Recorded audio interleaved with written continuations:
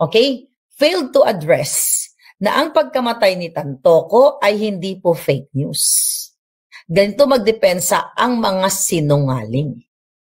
Una, okay, hindi niya pinakita kung anong sinasabi niya na fake news na police report.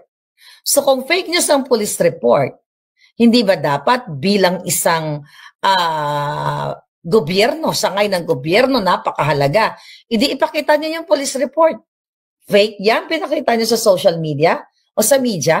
Ito ang police report namin. Dahil Office of the President ang sangkot dito. Hindi ba dapat bago siya kumuda, ginawa nila yung kanilang obligasyon?